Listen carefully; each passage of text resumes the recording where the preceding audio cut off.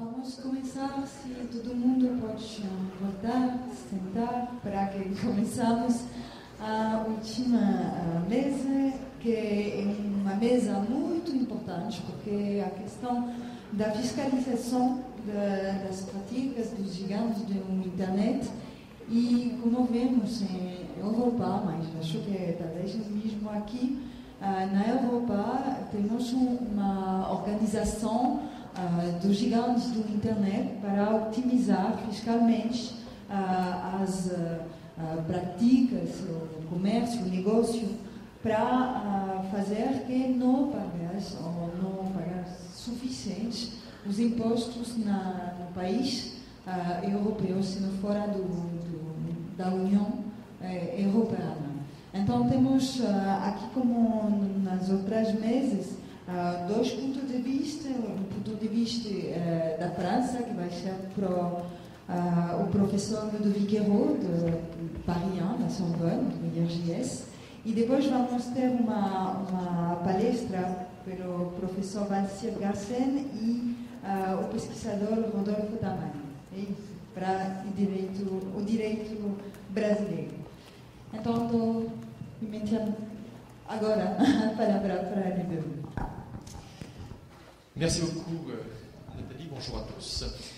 Et je tiens, à la suite de Gilles Pilla tout à l'heure, adresser également tous mes remerciements à toutes les personnes qui ont contribué à l'organisation de ce séminaire et adresser des remerciements particuliers à Alexandre Véronèse, non seulement pour cette organisation, mais aussi pour sa présence, sa disponibilité tout au long de notre séjour.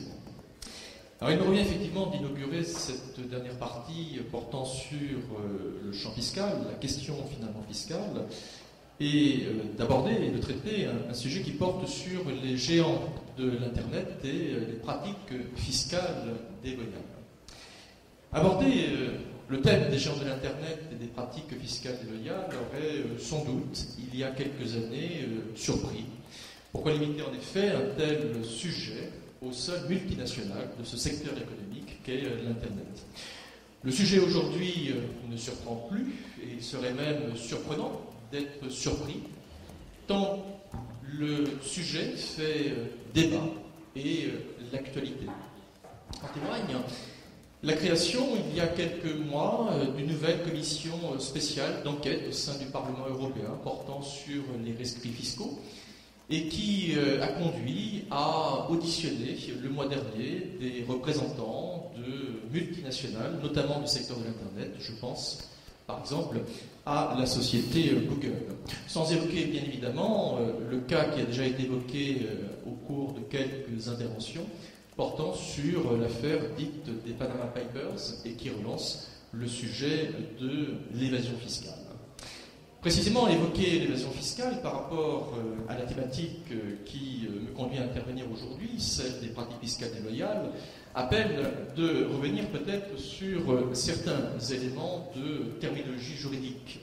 En effet, on a souvent l'habitude d'entendre parler de différents concepts, de quelques notions, telles que finalement la fraude fiscale, l'évasion fiscale, l'optimisation fiscale. Et vous constatez que ces expressions ne se retrouvent pas dans l'intitulé de la communication qui porte sur l'idée de déloyauté, d'où finalement quelques précisions sur ce qu'il faut entendre par ces différentes expressions. S'agissant du couple fraude fiscale, optimisation fiscale, la question est assez simple finalement à trancher. La définition n'est pas difficile à donner puisque l'opposition entre la fraude fiscale et l'optimisation fiscale est une opposition qui repose sur cette limite démarcatrice entre ce qui est légal et ce qui est illégal. De ce point de vue, il ne faut pas être, je dirais, trop attentif à la terminologie juridique, tant il est vrai que l'idée de fraude renvoie normalement à l'intention. Mais il est vrai que dans un sens élargi, la fraude fiscale, telle que communément entendue, renvoie aujourd'hui à l'idée de manquement à des obligations qui s'imposent à l'ensemble des contribuables. Ceci étant dit, on voit qu'il reste finalement peu de place pour l'évasion fiscale, puisque si fraude fiscale et optimisation fiscale sont les deux faces d'une même pièce, avec pour marquer la différence, cette limite entre ce qui est légal et ce qui est illégal. Qu'en est-il? Comment définir ce qu'est précisément l'évasion fiscale? Si beaucoup s'interrogent, y compris en faisant usage, en mobilisant certaines expressions, comme par exemple la planification fiscale agressive, que je considérais être finalement des expressions assez commerciales. Définir l'évasion fiscale n'est pas si difficile que cela.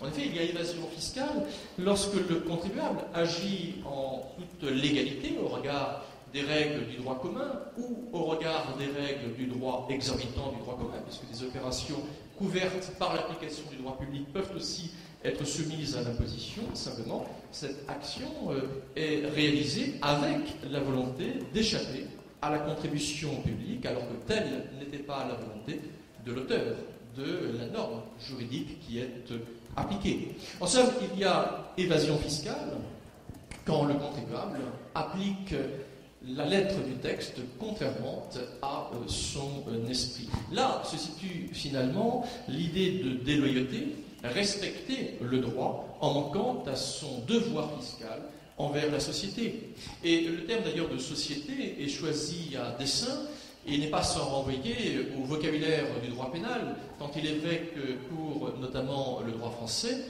les poursuites sont exercées par le procureur de la République qui agit au nom de la société, même si la condamnation pénale est prononcée au nom du peuple français.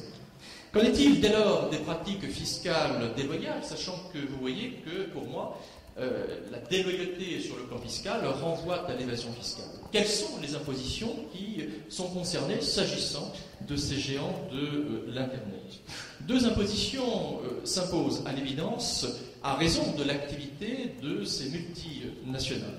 L'imposition du résultat et la taxe sur la valeur ajoutée, autrement dit, l'imposition qui frappe les différentes opérations réalisées, et ce d'ailleurs sans se préoccuper de l'existence d'un profit. Ce qui compte, c'est que l'opération soit réalisée à titre onéreux.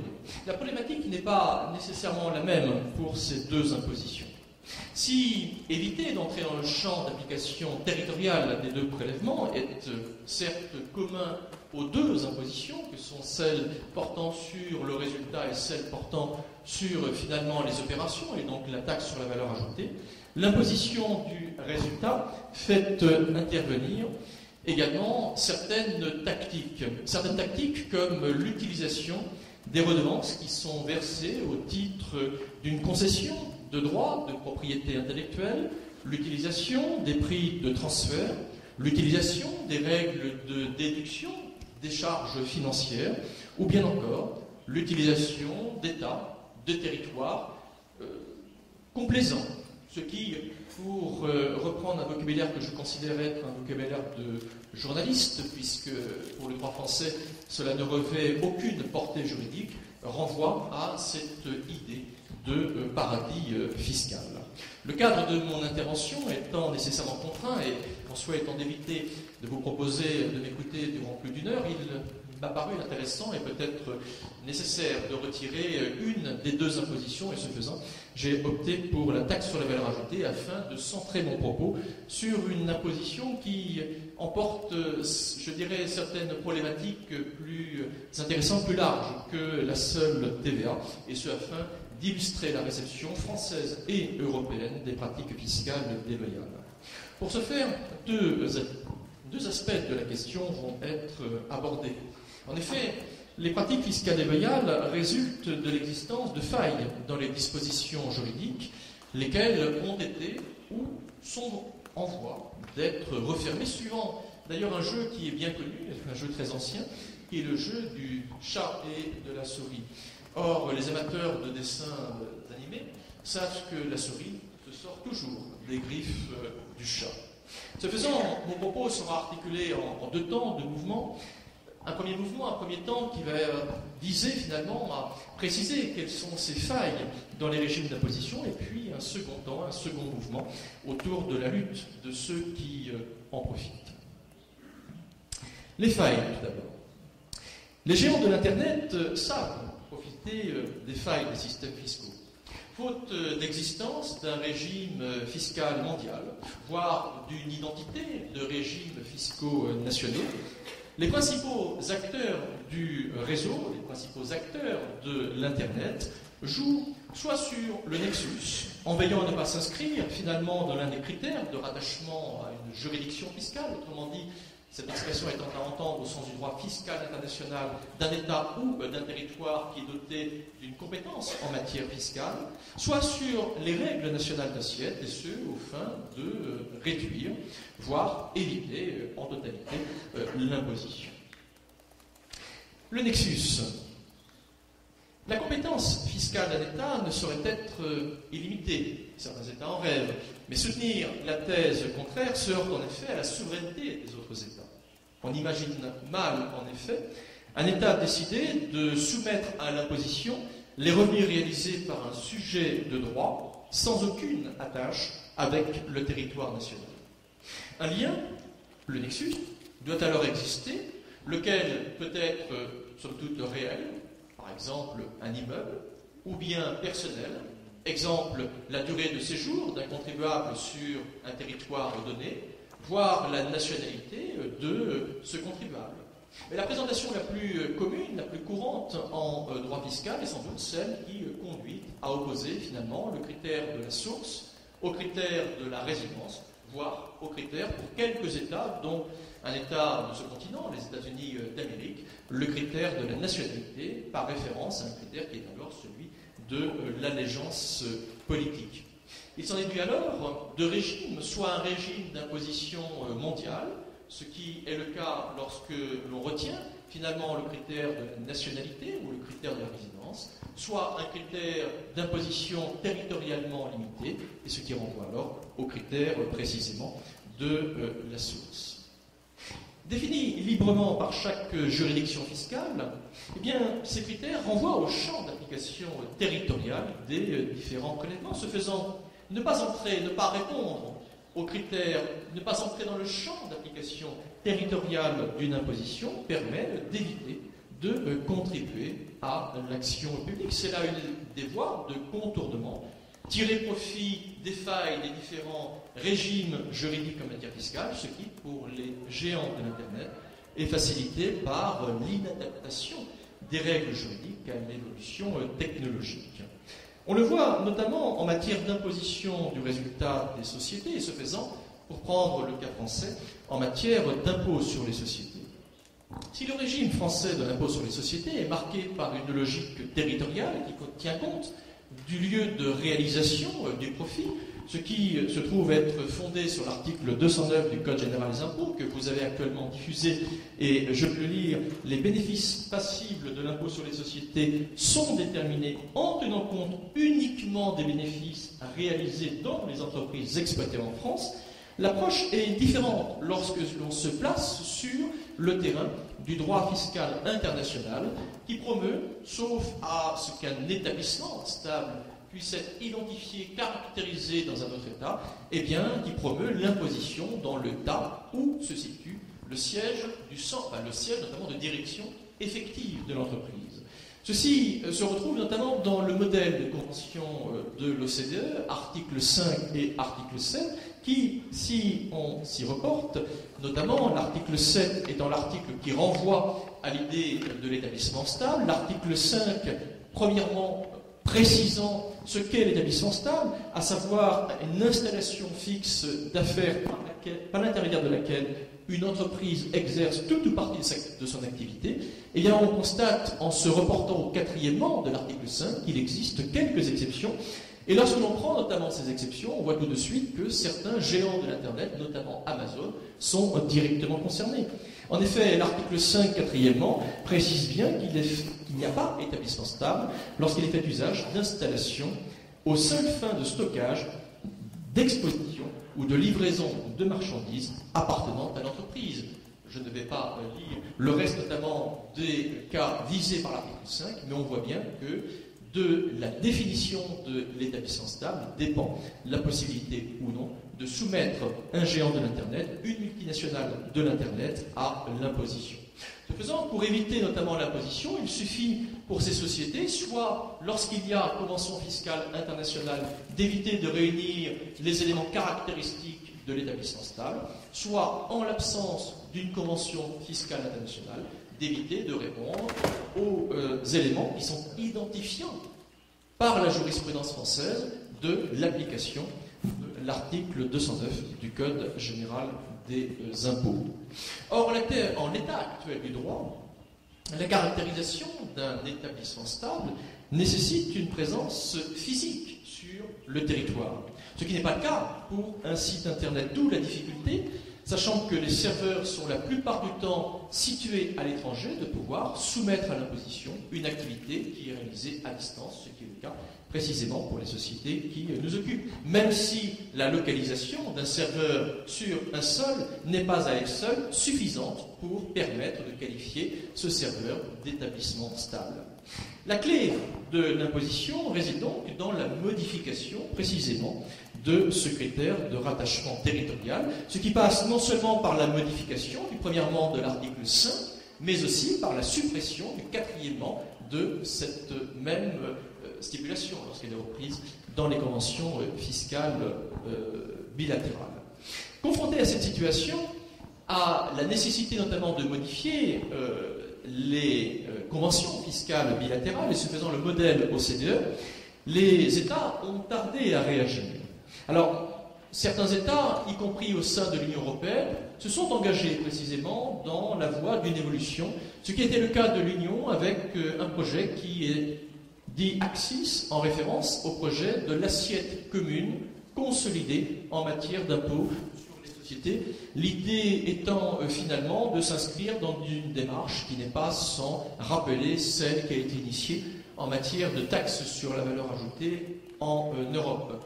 La seule difficulté, c'est que ce projet, qui d'ailleurs souffre de nombreux blocages politiques, est un projet qui ne concerne que l'assiette et ce faisant la matière imposable, mais qui ne règle en rien le problème notamment du rattachement au sol, le rattachement au territoire précisément de cette même matière imposable. C'est la raison pour laquelle, face à l'immobilisme de plusieurs États, certains ont souhaité, au sein de l'Union européenne, avancer, ce qui a été le cas du Royaume-Uni, avec, depuis le 1er avril 2015, la création d'une imposition qui est qualifiée de Google Tax, mais qui ne vise pas uniquement les géants de l'Internet, destinée à frapper d'imposition des profits qui ne seraient pas précisément soumis à l'imposition sur le sol britannique, l'idée étant de soumettre notamment ces prélèvements à un taux de 5 points supérieur au taux normal applicable en matière d'impôt sur les sociétés. L'objectif étant de les conduire à implanter une structure qui puisse être considérée comme un établissement stable, à même, dès lors, de bénéficier d'une application du régime classique, du régime normal de l'impôt sur les sociétés britanniques. Le Royaume-Uni n'est pas le seul à être intervenu dans cette voie, l'Italie aussi, avec le vote en décembre 2013 d'une loi destinée à imposer aux entreprises dont l'activité et la vente d'espaces publicitaires, d'implanter une filiale en Italie, l'idée étant là encore d'avoir un établissement stable à même de permettre l'imposition.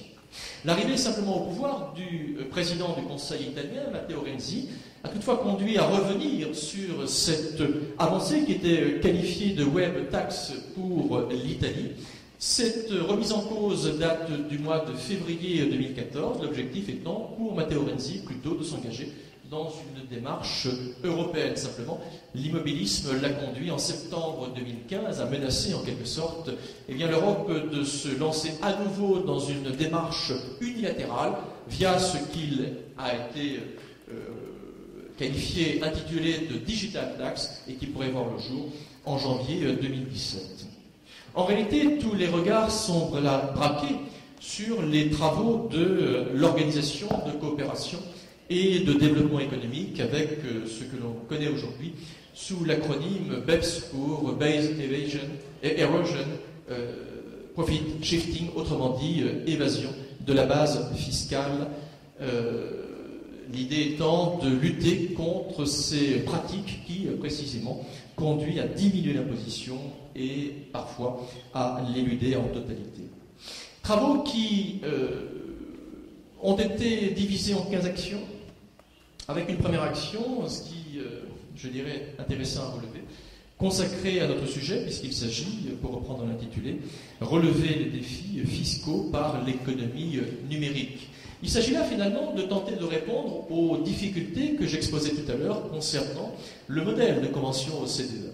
C'est la raison pour laquelle, face au premièrement de l'article 5, il était à un moment donné pensé, ce qui était d'ailleurs dans le rapport d'étape des travaux, notamment du projet BEPS, eh bien de promouvoir l'idée d'un établissement stable virtuel, ce concept qui repose sur l'idée d'une présence numérique significative dans un État. Simplement, cette idée n'a pas recueilli, je dirais, l'assentiment de la majorité. D'ailleurs, la Commission européenne était opposée à cette idée, alors même que, pour la France, elle était promue par les auteurs d'un rapport publié en janvier 2015, le rapport Collin et Collin, avec précisément cette idée qui consiste, pour un marché qui fasse, à ne pas laisser de côté les consommateurs et à considérer que les consommateurs, les utilisateurs précisément de l'outil Internet, devaient être pris en considération pour juger de la qualification de l'établissement stable. Cette idée, ce concept ne se retrouve pas dans le rapport final, ce qui veut dire que finalement cette faille va demeurer pour la plupart des multinationales de l'Internet. En revanche, il est une faille qui va pouvoir être corrigée, mais elle ne concerne finalement que la livraison de biens corporels, et on voit tout de suite d'ailleurs quelle société est principalement visée, puisqu'il s'agit d'Amazon. L'objectif étant de considérer qu'un lieu de stockage n'est pas, au motif qu'il s'agit là d'un lieu de stockage, exclusif de la qualification précisément d'établissement stable. Encore faudra-t-il, bien évidemment, pour assurer l'effectivité, qui est le thème quand même de ce séminaire, l'effectivité notamment de cette évolution, modifier les différentes conventions fiscales bilatérales, et elles sont plusieurs centaines, voire plusieurs milliers, ce qui devrait être facilité, et là c'est la 15e action promue par les travaux du projet BEPS, eh bien un instrument multilatéral, un instrument juridique. L'idée étant que lorsque les deux parties à une convention bilatérale sont signataires de la convention multilatérale, eh bien on considère que la convention bilatérale sera modifiée automatiquement par précisément cette stipulation prévue au sein de la convention multilatérale. Ce faisant, on le voit, la faille dans le régime juridique existe encore, elle est encore loin d'être réglée, même si nous sommes pour partie sur la bonne voie, tout du moins s'agissant d'un aspect, ce qui ne règle pas bien évidemment ce qui aurait pu être réglé par ce concept de l'établissement stable virtuel.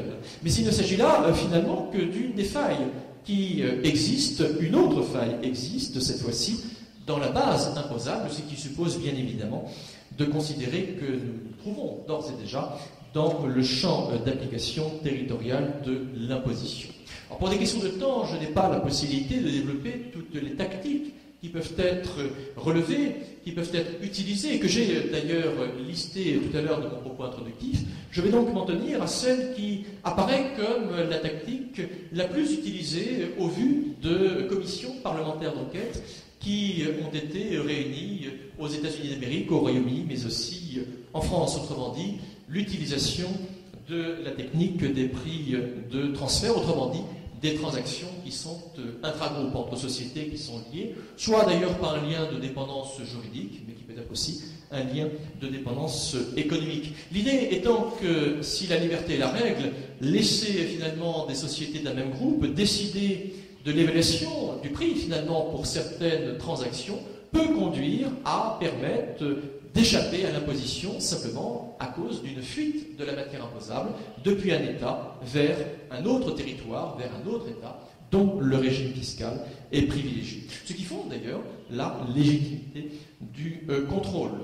Alors on trouve là finalement une norme internationale, celle qui repose sur le prix de pleine concurrence, adoptée au sein de l'Organisation de coopération et de développement économique et qui consiste finalement à considérer que les transactions qui sont intragroupes doivent finalement suivre les mêmes règles du marché, celles qui seraient suivies avec des prix qui seraient ceux des sociétés qui ne présentent aucun lien de dépendance économique ou aucun lien de dépendance juridique. Norme internationale, ai-je dit, puisqu'on retrouve notamment cette idée dans l'article 9 du modèle de convention de l'OCDE.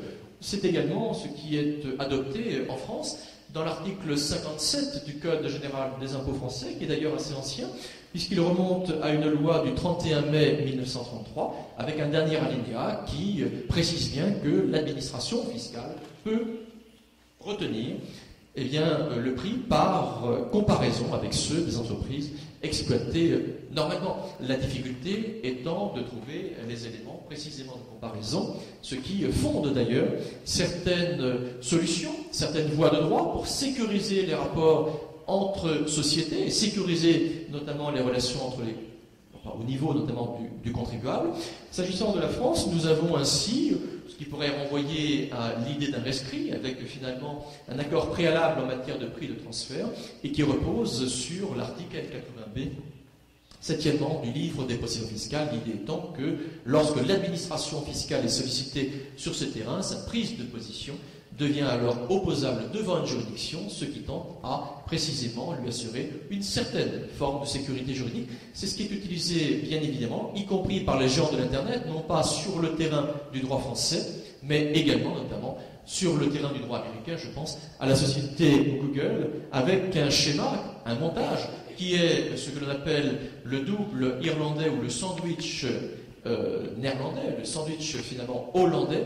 L'idée étant, pour des raisons de temps, je ne vais pas tout développer le montage, mais l'idée étant que la société mère, notamment Google, qui est implantée aux États-Unis d'Amérique, souhaitant éviter d'acquitter un montant d'imposition particulièrement élevé, puisque les États-Unis d'Amérique font reposer leur imposition sur les sociétés, sur la nationalité précisément de l'entreprise, ce qui pourrait conduire à frapper le chiffre d'affaires mondial, eh bien la société Google va simplement créer des filiales, notamment une filiale implantée aux Bermudes, mais de droit irlandais, qui lui permet, via des prix de transfert qui ont été validés par l'administration fiscale fédérale américaine en 2006, d'avoir finalement un produit imposable particulièrement réduit, si on le compare bien évidemment à celui qui serait normalement soumis à l'imposition s'il n'y avait pas précisément cette technique des prix de transfert, surtout cette validation par l'IRS, autrement dit l'administration fiscale fédérale américaine. Bien évidemment, ce n'est que déplacer l'imposition, puisqu'on quitte le cadre territorial américain pour aller sur celui de l'Irlande. Si ce n'est que pour l'Irlande, la problématique est différente, puisque dès lors que le siège de direction effectif ne se situe pas en Irlande, mais c'est aux Bermudes, il n'y a pas d'imposition en Irlande.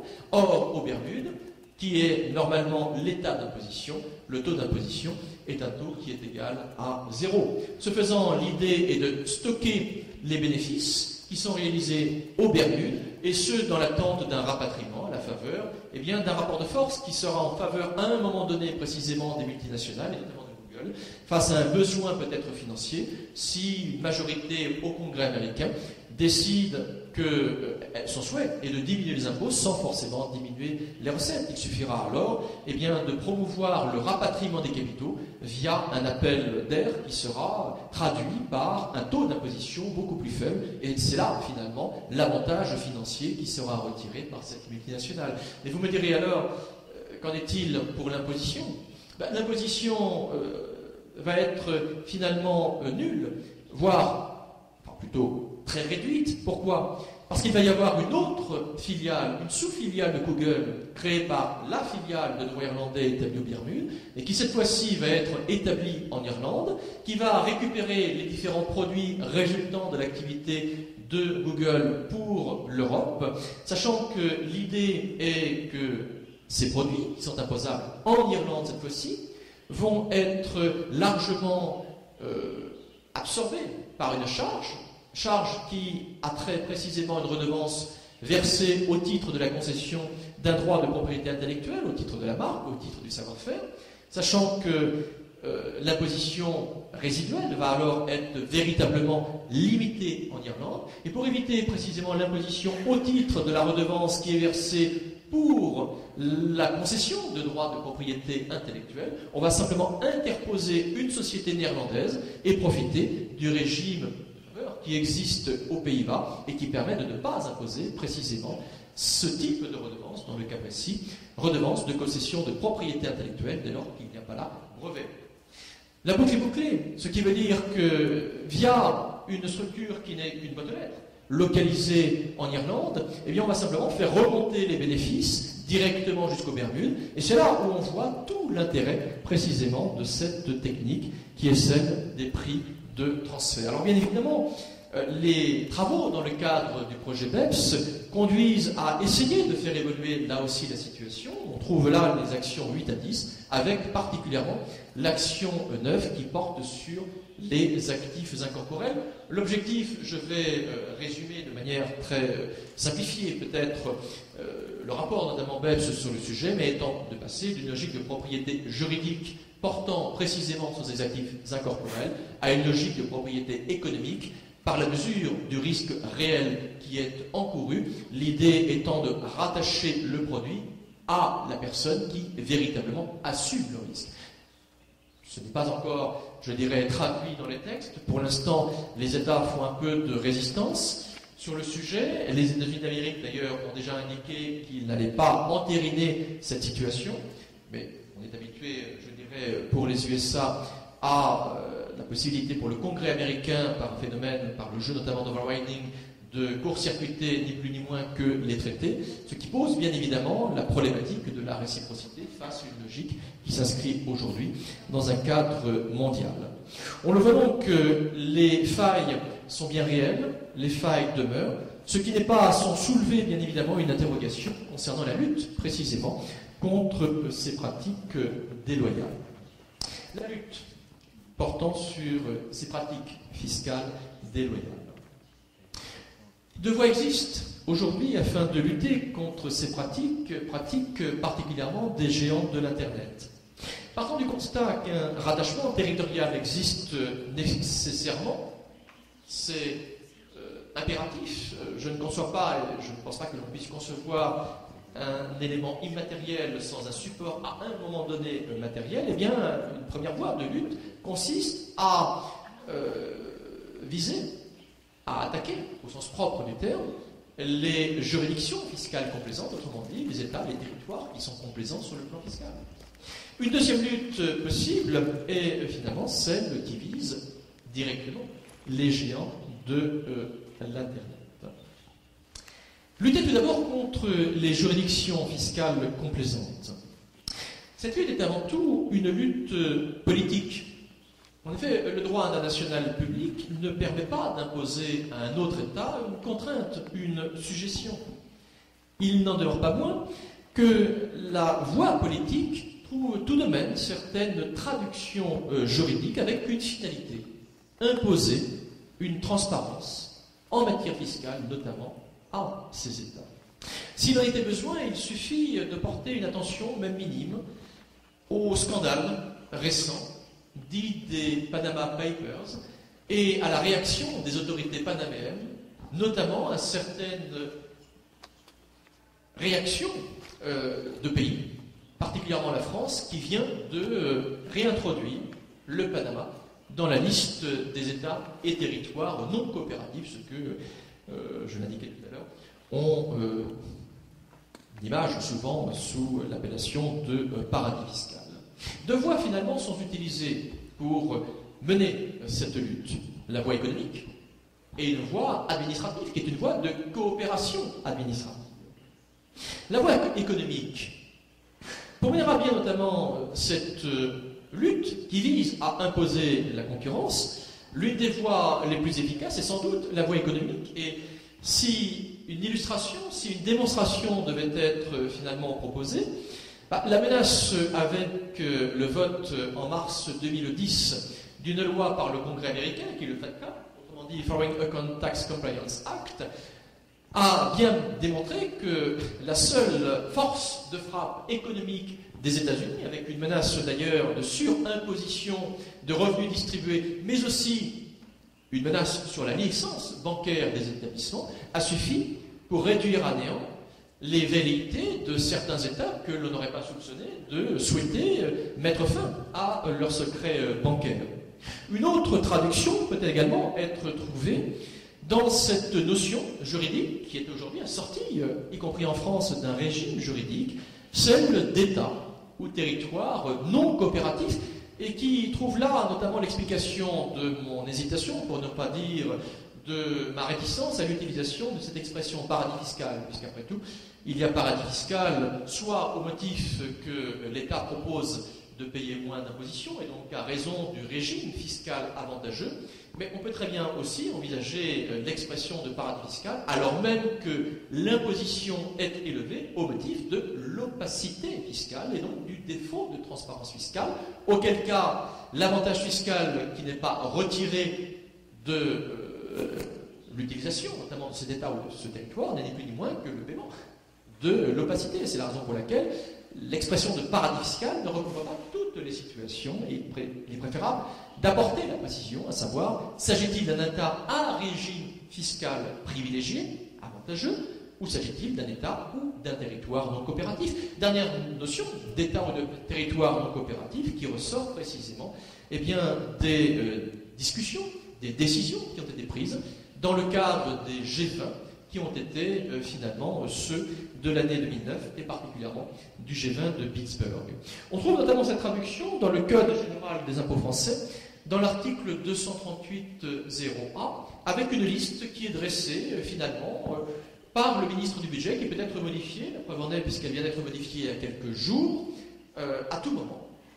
Aujourd'hui, lorsque l'on se reporte à cette liste, on voit que le nombre de pays est peu étendu, et surtout le précédent du Panama démontre que cette liste finalement n'a pas véritablement de portée. Oui, il y a une portée pour les États qui s'y trouvent, mais elle n'est pas révélatrice d'une coopération pour les États qui ne s'y trouvent pas. Juste pour votre information, quels sont les pays qui sont considérés par la France comme non coopératifs? Le Botswana, le Sultanat de Brunei, le Guatemala, les îles Marshall, Nauru, Niue, qui est une petite île, mais vraiment petite île de l'océan Pacifique à l'est des îles Fidji, et Panama. Autrement dit, nous n'avons que 7 territoires, bien évidemment, ce n'est pas très révélateur.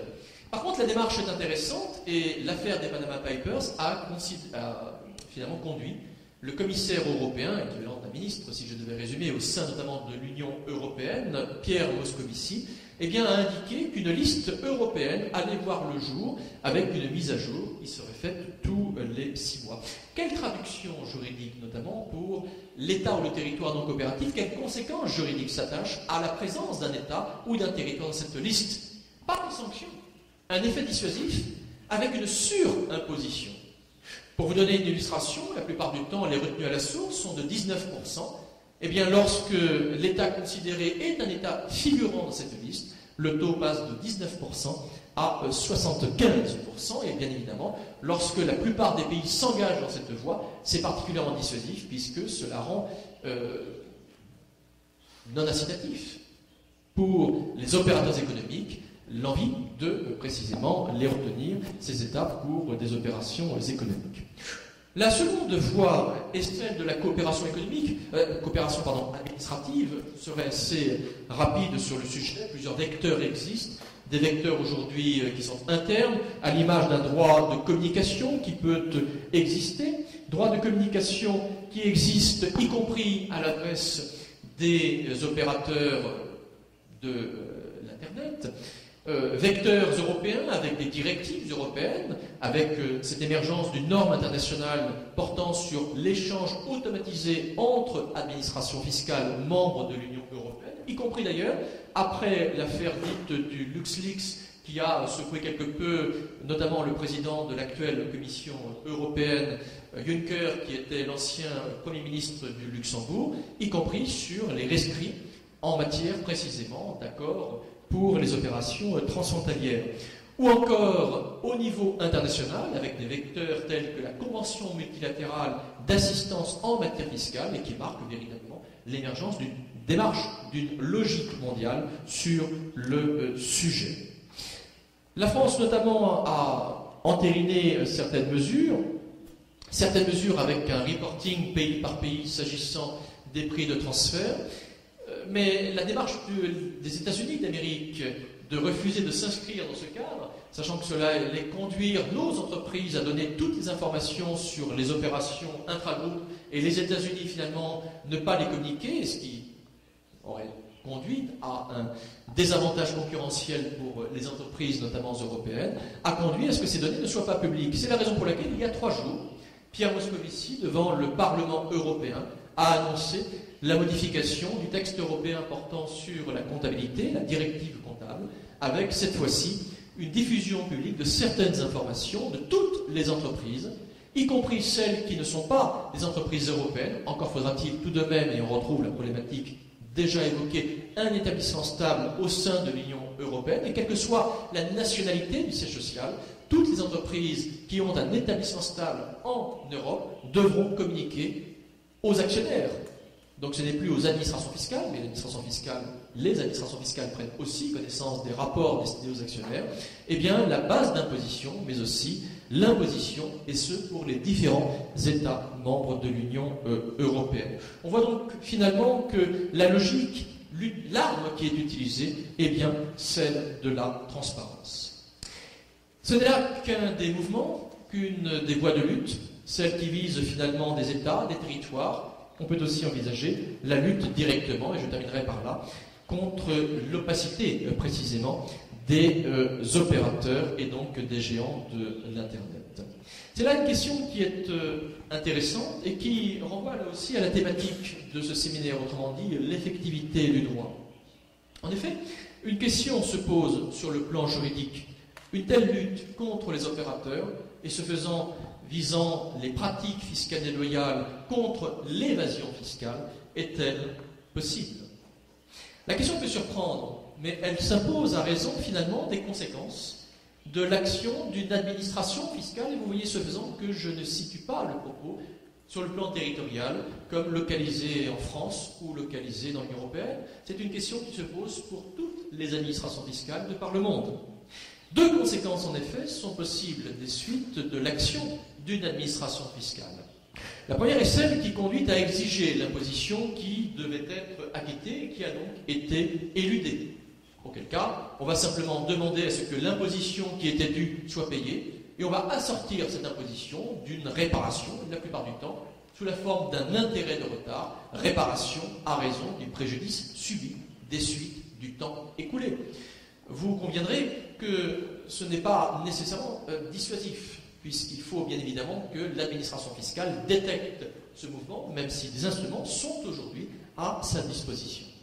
Non, la seconde notamment voie est sans doute celle qui est la plus efficace, celle qui renvoie à la répression, et donc celle qui renvoie à la punition.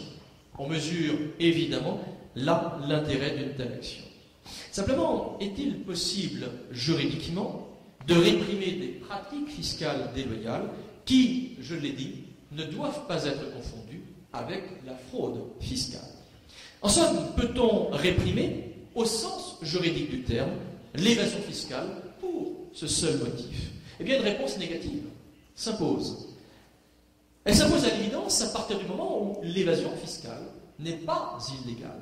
Il n'est pas illégal d'ouvrir un compte bancaire en Suisse. Il n'est pas illégal d'investir dans un État ou un territoire non coopératif. Il n'est pas illégal de créer une société au Panama. Il existe tout de même une exception, qui n'est d'ailleurs pas propre au droit fiscal et qui renvoie à cette idée de fraude à la loi. En effet, si l'on admet que l'évasion fiscale est caractérisée à raison d'une application de la lettre de la norme juridique contre la volonté de son auteur, seule hypothèse où la répression est alors possible et l'hypothèse où le but poursuivi est exclusivement fiscal. C'est le seul cas où on autorise là une sanction. Pourquoi? Parce qu'il est possible de caractériser un but exclusivement fiscal. La preuve contraire étant facile à rapporter, il suffit de démontrer qu'à côté du but exclusivement fiscal, invoqué par l'administration, existe en réalité un autre but pour faire tomber précisément la sanction qui pourrait être celle, aujourd'hui pour la France, fondée sur le terrain de l'abus de droit par fraude à la loi. Alors que, lorsque précisément le but n'est pas exclusivement fiscal, mais n'est que principalement fiscale, voire essentiellement fiscale. Je ne sais pas ce qu'est quantifier une intention. Partant de là, cela se heurte à un des éléments du droit pénal qui est applicable lorsque l'on s'engage précisément dans la voie de la répression. Cet élément du droit pénal, du régime juridique pénal, est le principe de la légalité des délits et des peines. C'est ce qui a d'ailleurs justifié la censure par le Conseil constitutionnel français en 2008 de la modification du critère de l'abus de droit par fraude à la loi, le législateur français ayant souhaité à un moment donné faire évoluer ce critère depuis le but exclusivement fiscal vers le but principalement fiscal. Le Conseil constitutionnel a considéré qu'il existait là une incertitude s'agissant de l'infraction qui était sanctionnable, ce qui, bien évidemment, s'exposait à la violation du principe de la légalité des délits et des peines. On comprend alors pourquoi on ne peut donc pas lutter contre l'évasion fiscale pour ce seul motif. En revanche, on peut punir pour un manquement à d'autres obligations fiscales et des obligations fiscales accessoires d'ordre documentaire. On va donc exiger la production de toute une documentation portant par exemple sur les prix de transfert, ce qui est le cas dans le livre des procédures fiscales français aujourd'hui, dans les articles L13AA et L13AB. Ou alors, s'agissant de ce reporting, pays par pays que j'évoquais tout à l'heure, s'agissant des prix de transfert, avec toutefois une sanction qui est plafonnée par la volonté même du Parlement français à 100 000 €. On en revient alors à notre thématique, l'effectivité du droit. 100 000 € pour un géant de l'Internet en tant que sanction plafond n'est certainement pas de nature à inciter à coopérer. Et d'ailleurs, je pense que l'on peut élargir le propos sans viser uniquement les géants de l'Internet. On le voit donc, les moyens de lutte contre les pratiques fiscales déloyales sont limités contre les opérateurs économiques. La voie qui s'impose est finalement celle de la coopération pour parvenir à imposer la transparence, comme le démontre l'affaire des Panama Papers. L'histoire montre cependant que les impératifs budgétaires, économiques, sociaux, nationaux ont toujours la priorité, ce qui ne peut que porter la concurrence fiscale entre États.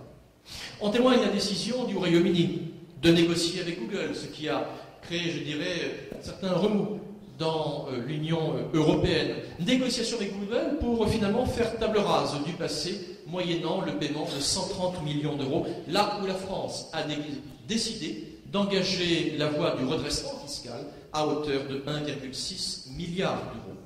On le constate donc, si motif de difficultés budgétaires accrues, des suites finalement de la crise financière, économique, devenue budgétaire, les États ont réagi. Cette réaction trouve des limites dans leur existence même, et pour être plus précis, à raison finalement de leur souveraineté. Au même titre qu'il n'est guère envisageable de soutenir la disparition des paradis fiscaux, car après tout c'est là une appréciation relative.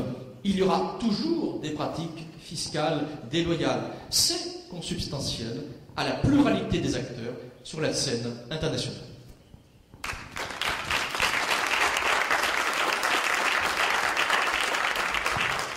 Merci beaucoup, Loïc, pour cette présentation très éclairante et pour avoir rendu finalement, là encore, je le disais hier à Olivera, un thème qui est assez technique, extrêmement compréhensible et, comme je le disais en introduction, en introduisant ton propos, c'est sans doute là le nerf de la guerre, dès lors qu'on touche aux revenus de ces entreprises, et bien, en termes d'effectivité, c'est peut-être le moyen qu'on aura finalement de les faire rentrer dans le rang de la légalité, même si, comme tu viens de le montrer, c'est absolument pas évident de parvenir à cette remise dans le cadre fiscal et dans le cadre légal.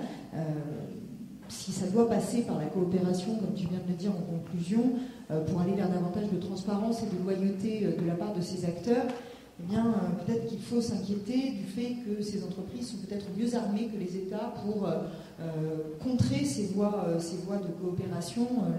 Le vote hier soir par la Commission européenne de la directive sur le secret des affaires démontre que c'est sur tous les plans qu'il faut que l'on agisse et que l'on soit vigilant pour pouvoir finalement assurer cette efficacité et cette effectivité de la fiscalisation de ces géants d'Internet. Qu'en est-il maintenant en droit brésilien de cette question? Alors c'est M. Rodolfo Tamagnac. Bom dia a todos. Primeiramente, eu gostaria de cumprimentar a professora Nathalie, o professor Ludovic, que se disporam a conhecer, vocês conhecerem o Brasil pela primeira vez ou retornar. Também cumprimentar o professor Valcir, meu orientador no mestrado, líder do grupo de pesquisa em Direito Tributário aqui da UNB. E também saudar o professor Alexandre, responsável uma hora aqui pela organização desse evento, pela efetivação desse evento. E cumprimentar todos que estão aqui desde o início do seminário, na quarta-feira, e que decidiram permanecer até esse último painel. Então, até em respeito aos senhores, eu vou tentar ser o mais breve possível. Essa apresentação ela é uma apresentação tanto minha quanto do professor Valcir. Nós discutimos e produzimos um paper sobre esse tema.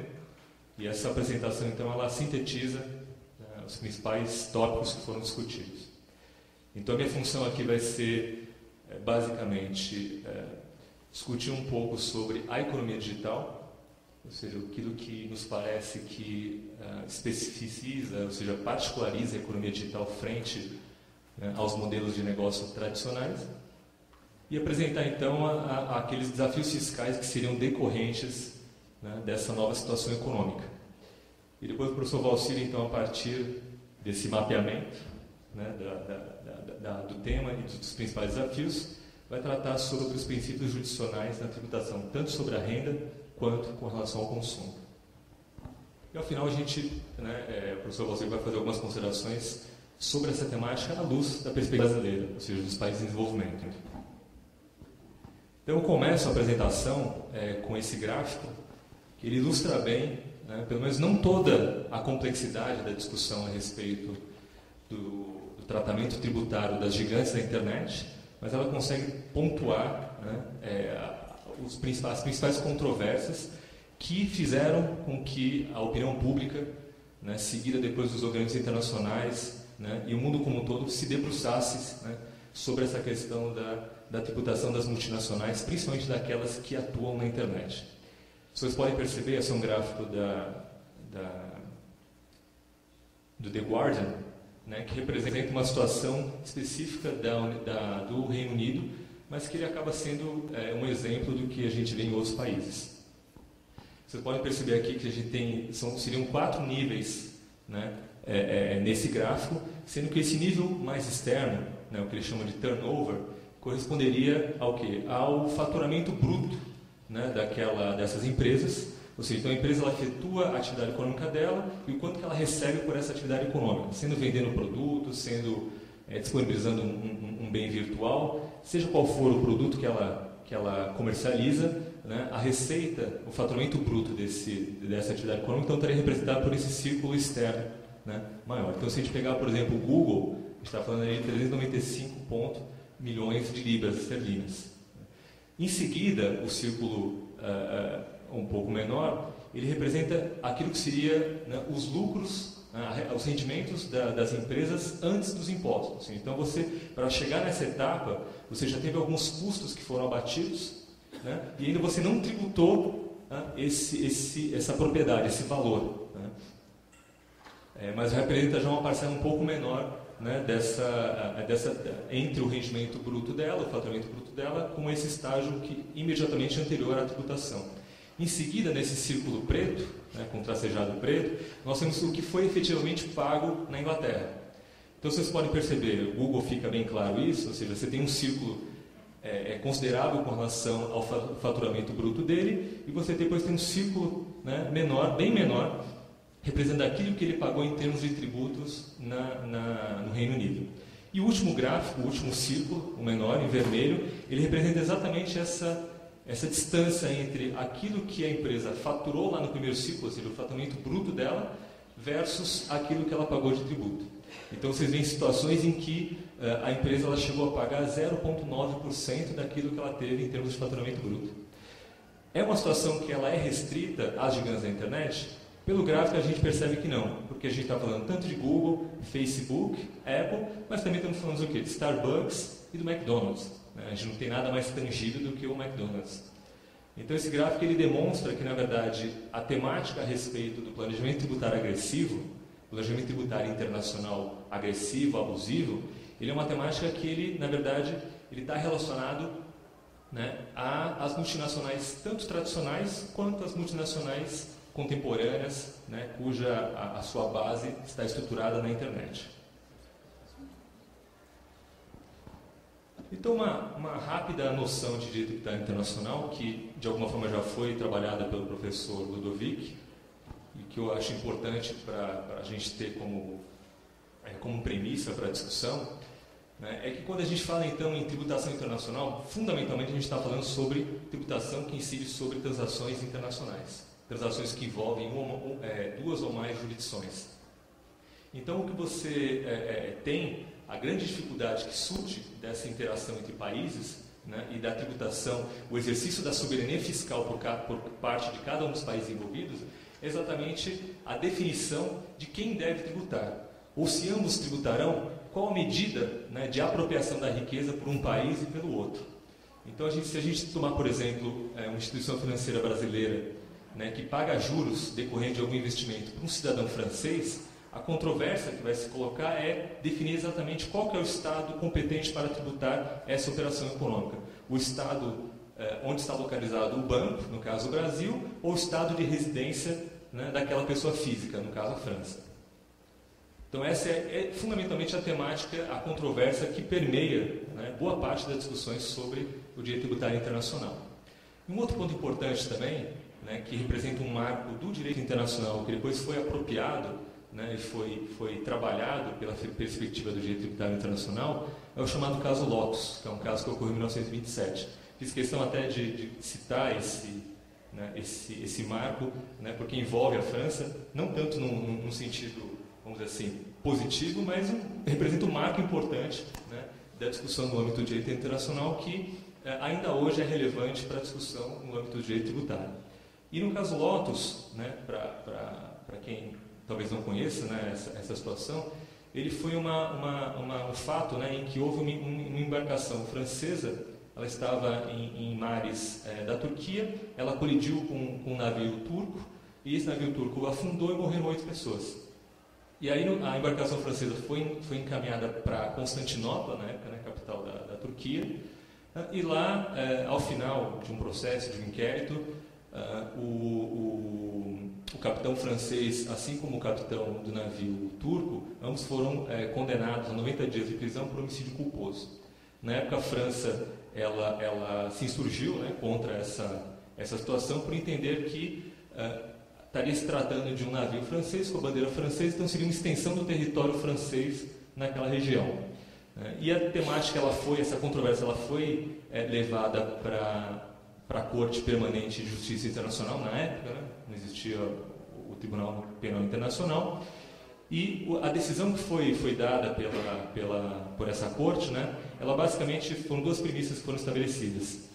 Ou seja, a regra no direito internacional é a independência dos Estados, a soberania plena dos Estados, né?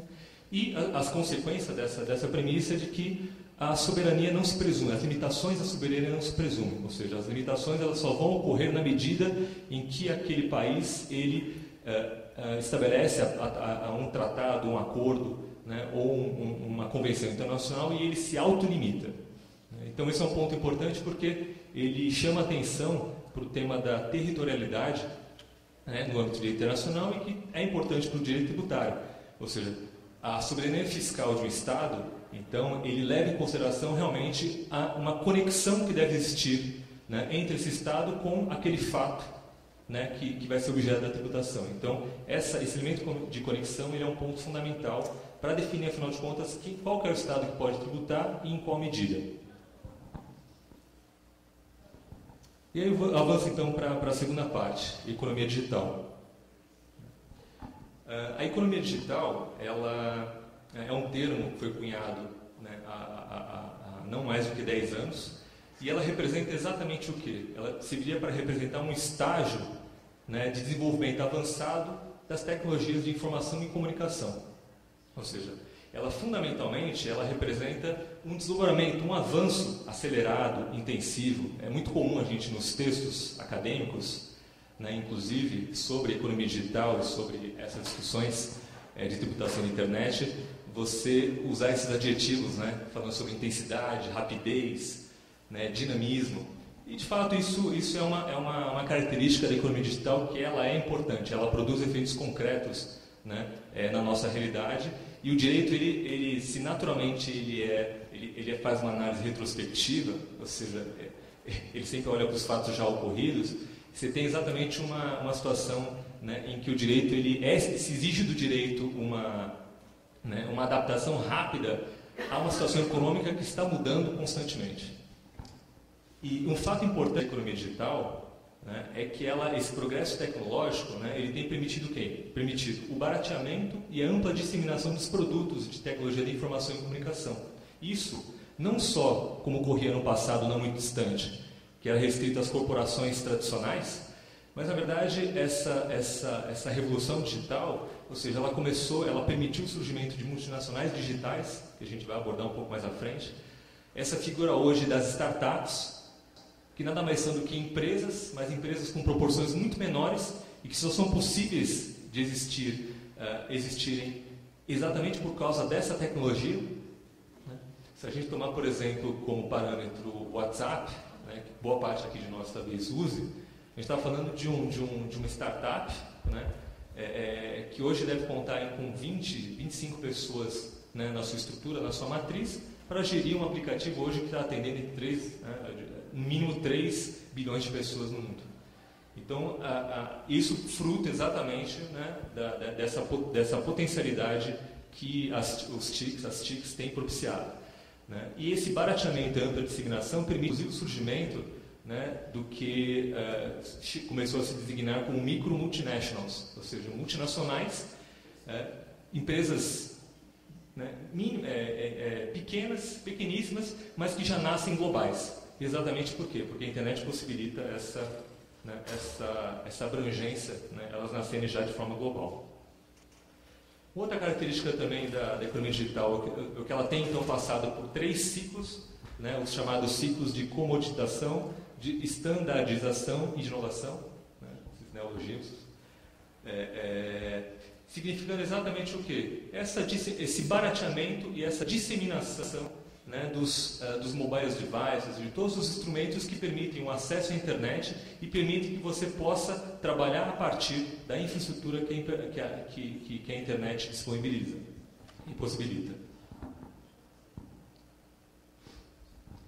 Quem então é impactado, né, por essa economia digital? Ou seja, basicamente 2 setores. Né? Os setores tradicionais, esses chamados brick and mortar business, ou seja, né, os setores de tijolo e argamassa, setores tradicionais, como, por exemplo, o McDonald's, ou seja, o McDonald's é um setor econômico tradicional, e também a economia digital permitiu o quê? O surgimento de novos modelos de negócio, né, como Uber, Airbnb, Netflix e vários outros, que são exatamente modelos, né, de negócios, empresas que nascem fundamentalmente com uma base na internet.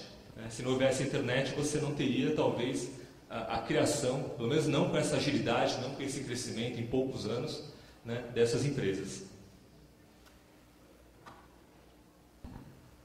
Um elemento que é sempre mencionado quando se discute sobre economia digital é exatamente o fato de ela ser calcada, né, ser estruturada no conhecimento e na inovação.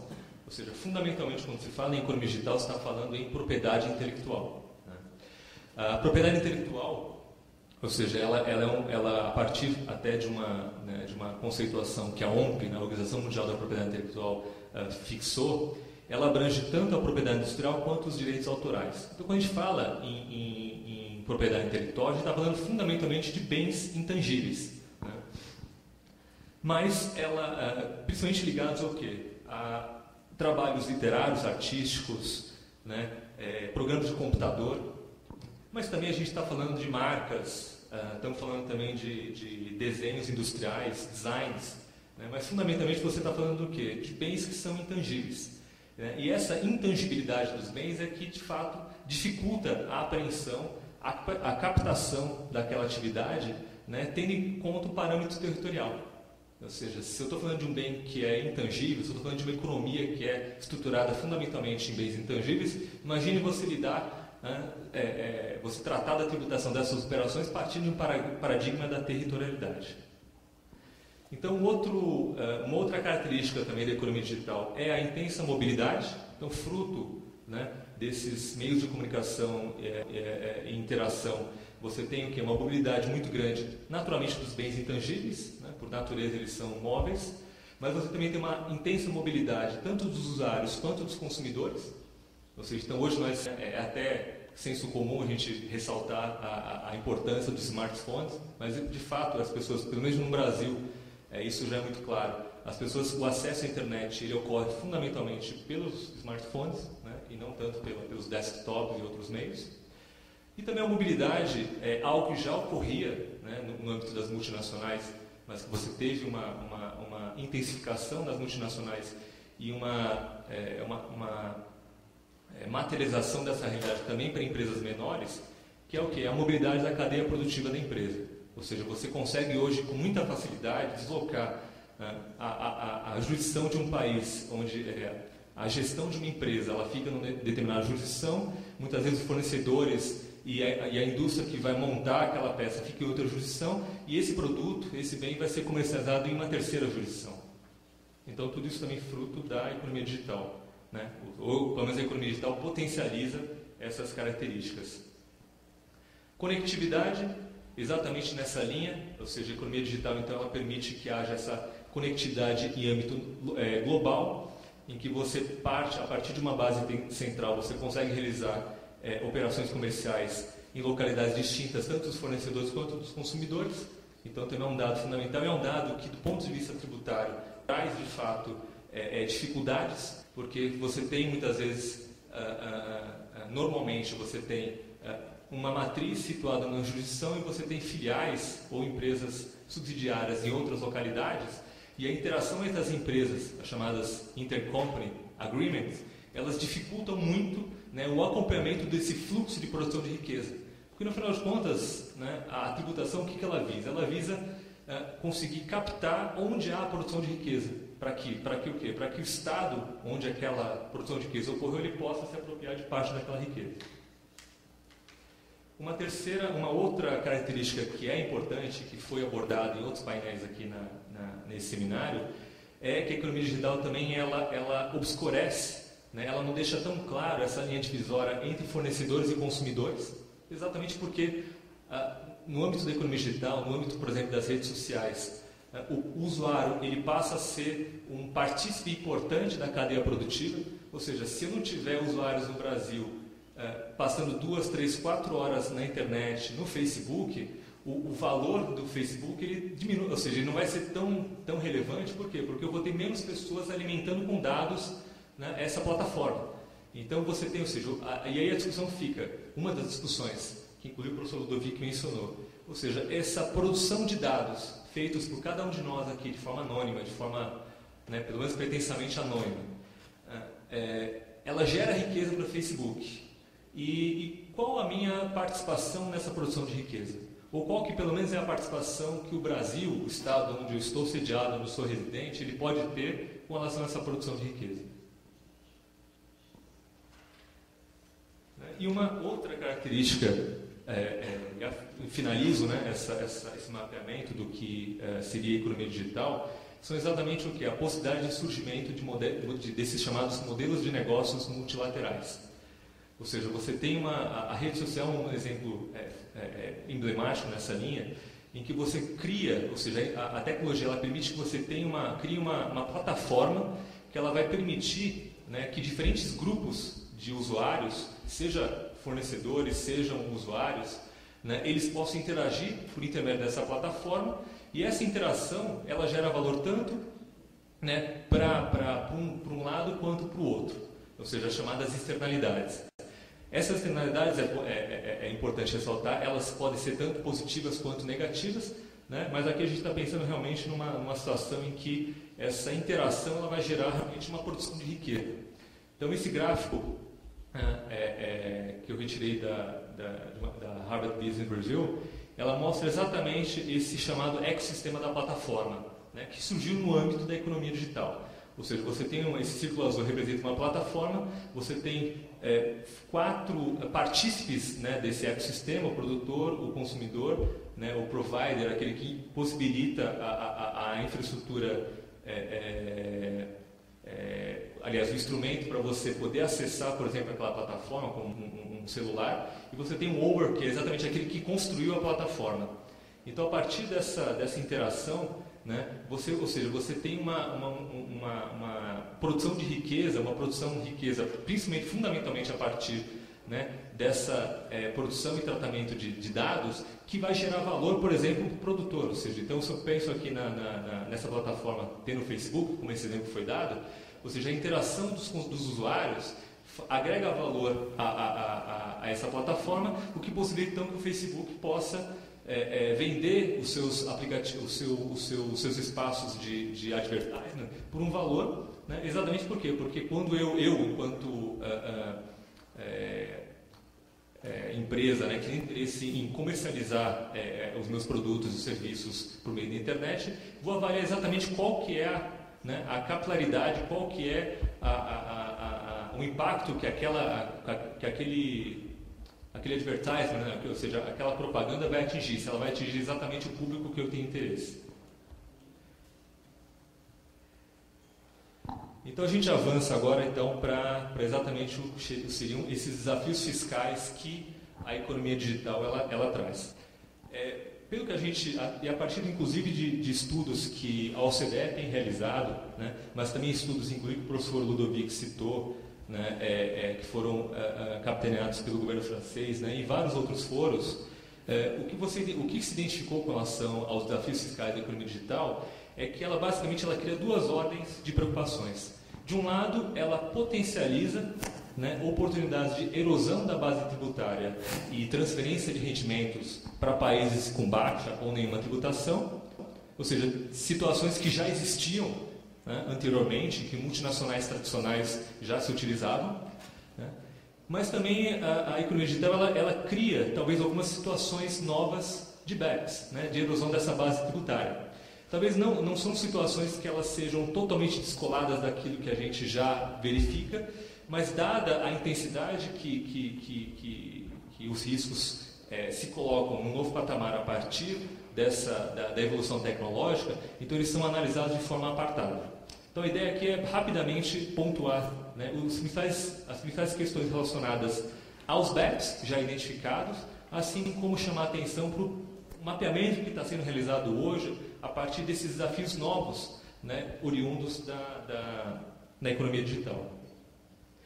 O BEPS, só para uma nota, né, para situar, ele é um plano de ação, um projeto que é capitaneado pela OCDE, na verdade o G20, né, a partir da identificação, talvez até daquelas notícias que né, os senhores se recordem sobre, né, como representado pelo aquele gráfico inicial, ou seja, como as gigantes da internet elas não pagam tributos, apesar de terem lucros gigantescos, talvez a partir dessa situação aí de irresignação, né, por parte da opinião pública mundial, o G20 então impulsionou a OCDE para que ela se debruçasse e criasse um plano de ação para lidar com esses desafios. Então o BEPS é exatamente esse plano de ação. Em paralelo, a União Europeia, né, através da Comissão Europeia, também criou um grupo de trabalho voltado, né, para a análise dos desafios fiscais da economia digital. Em 2014 eles emitiram um relatório que em grande medida ele acompanha algumas observações que a OCDE, através do BEPS, apresentou, né? E nós também temos a Organização das Nações Unidas, e aí talvez a partir de uma perspectiva muito mais próxima dos países em desenvolvimento, também tem feito estudos sobre, né, esses desafios tributários da nova economia, também tem apresentado relatórios, e hoje o cenário internacional parece ser um cenário em que você está mapeando, você mapeou, né, os principais desafios, e agora propostas de solução começaram a ser discutidas, né? Então esse é o cenário que se coloca hoje. Uma nota importante a respeito dessa discussão é que ela, apesar de parecer muito contemporânea, né, ela já na década de 90 do século passado, a OCDE, aí nesse ponto, foi realmente o organismo internacional que mais avançou nesse ponto na época. Ela discutiu, através de uma convenção em Ottawa, né, em 98, e estabeleceu alguns princípios tributários que seriam específicos para o comércio eletrônico. É interessante a gente perceber essa modificação. Na época se falava em comércio eletrônico, hoje se fala em economia digital, porque na época se pensava em internet fundamentalmente como né, um instrumento que permitiria que eu pudesse vender produtos, né, eu faço uma ligação entre consumidor e vendedor, comercializo aqueles produtos, e a economia digital ela tenta demonstrar que essa presença da tecnologia ela se espalhou pelos outros setores econômicos. Mas o próprio BEPS ele recepciona esses princípios, entende que esses princípios permanecem, são relevantes para a discussão atual, né? E quais seriam então eles? Primeiro, a neutralidade significando que por mais que se tente acompanhar o desenvolvimento da tecnologia, você não deve tentar criar princípios e regras específicos para a tributação do comércio eletrônico. Ou seja, então a ideia é você não ter distinção entre modelos econômicos provenientes da internet, nem entre esses novos modelos econômicos e as atividades econômicas tradicionais. A ideia então é que você tenha uma neutralidade das regras tributárias. A ideia de eficiência, ou seja, se buscar ao máximo a redução dos custos de observância, né, da legislação voltada para a internet. Certeza e simplicidade, ou seja, entre as opções disponíveis, optar por aquelas que sejam a mais simples, né, que permite uma observância com menor custo e com uma menor dificuldade. Né. O princípio da efetividade e justiça fiscal, exatamente pela percepção de que o comércio eletrônico, a economia digital, ela tem se demonstrado como um grande canal de produção de riqueza. Então, lá naquela época já se identificou que toda a legislação deveria ser voltada para ser efetiva na apropriação, mas sem atrapalhar o desenvolvimento econômico dessas atividades, né? E a flexibilidade, o princípio da flexibilidade seria dizer que as regras elas devem ser estruturadas de tal forma que permitam que o avanço tecnológico não as torne obsoletas de imediato. Apesar de a gente saber que isso é um desafio que é muito difícil, né? Esse exemplo, essa referência que eu fiz sobre a plataforma, né? Ou seja, esse novo modelo de negócio, né, por intermédio de plataformas, é uma realidade que ela tem desafiado, né, o direito do ponto de vista regulatório, não só do ponto de vista tributário, mas do ponto de vista regulatório, do ponto de vista da legislação trabalhista.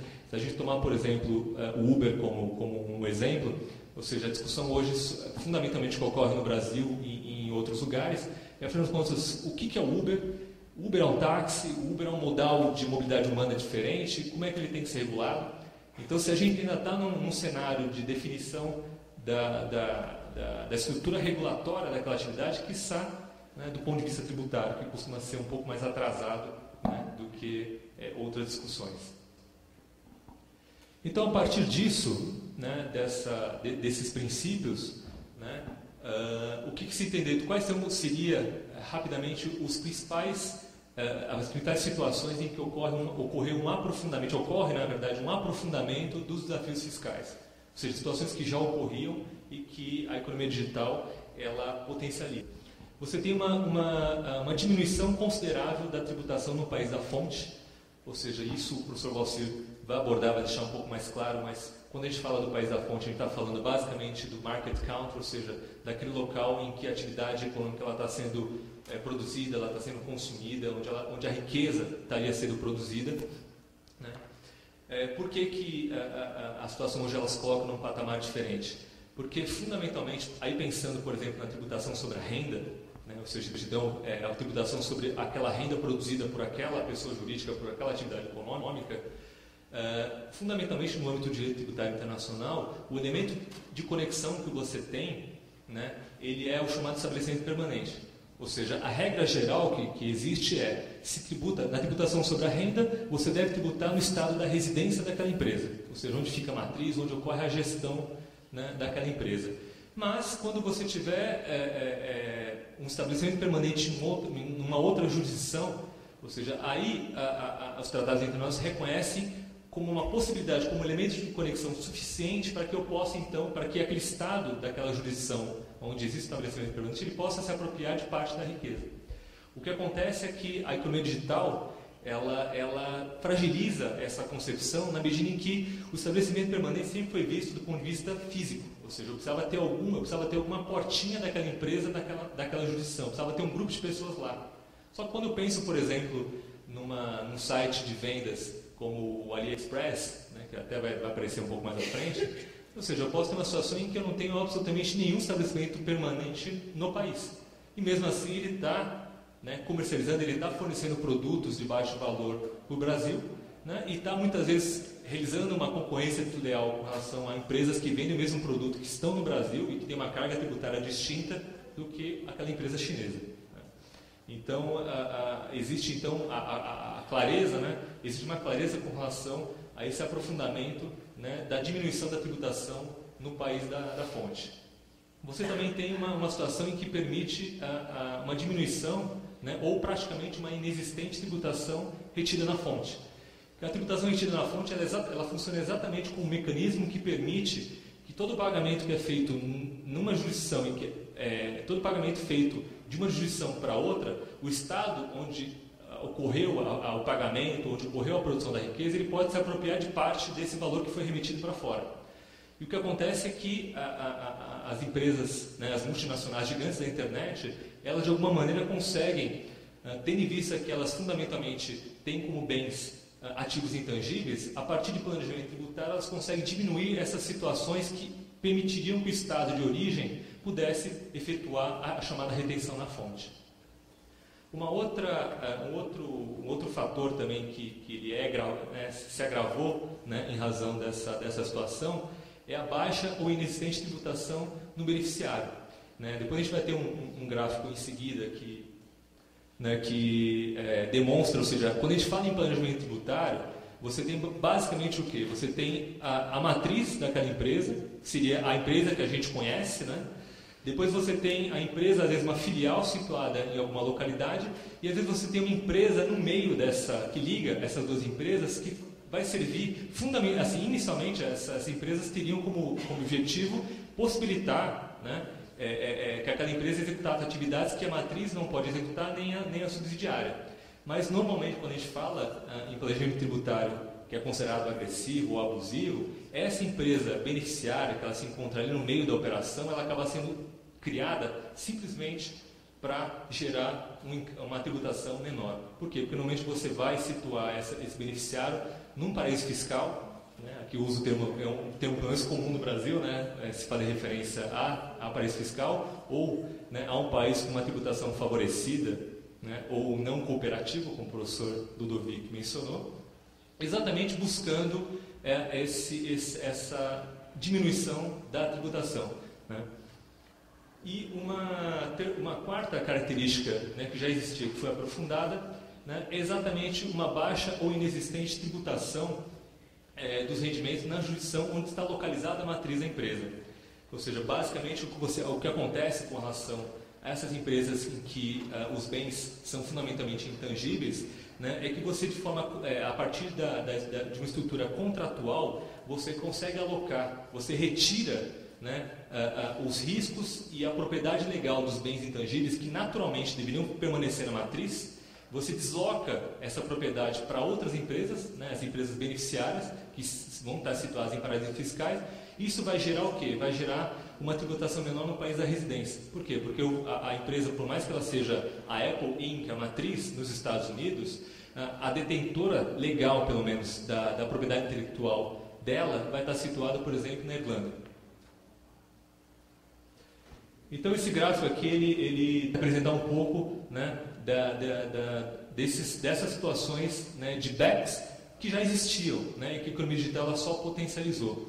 Eu fiz até questão aqui de usar esse exemplo dessa estrutura da Apple, porque a Apple, apesar de ser uma empresa, né, que usa a internet, né, como um mecanismo fundamental para a sua atividade econômica, né, ela já se utilizava de planejamento tributários agressivos desde há muito tempo. Essa estruturação que permanece ainda hoje, né, ela foi criada em 1980.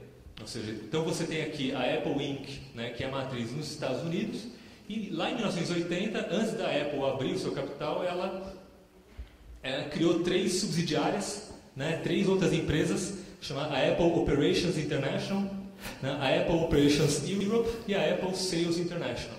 Né, exatamente com o objetivo de estabelecer um planejamento tributário. Ilegal? Não necessariamente. Na verdade, um planejamento tributário que, assim como foi colocado quando houve uma investigação por parte do Congresso americano, né, sobre as gigantes da internet, ou seja, o que foi afirmado pelos diretores da Apple, é uma estrutura tributária plenamente legal, mas ela pode ser considerada como abusiva? a discussão exatamente que se coloca.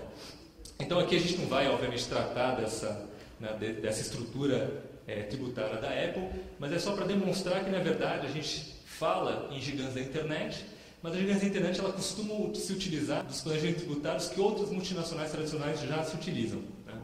Exatamente usando, mas se beneficiando fundamentalmente, né, da sua propriedade, do fato, né, dos seus bens estarem relacionados a propriedades imateriais.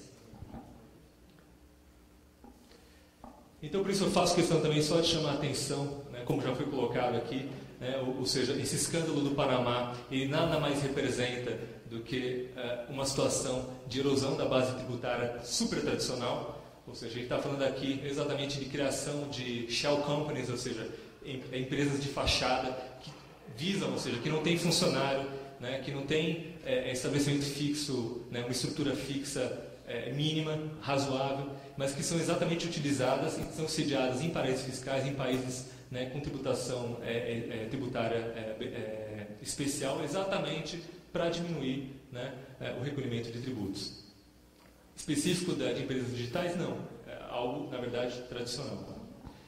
E aí eu encaminho, então, para o final da apresentação, né, chamando aqui, pontuando rapidamente aquilo que alguns autores e o próprio BEPS, os próprios relatórios do BEPS, de alguma forma, apresentam como o que seriam realmente particularidades da economia digital. O que a economia digital teria criado, ou pelo menos potencializado num nível muito maior, né, de riscos de erosão da base tributária.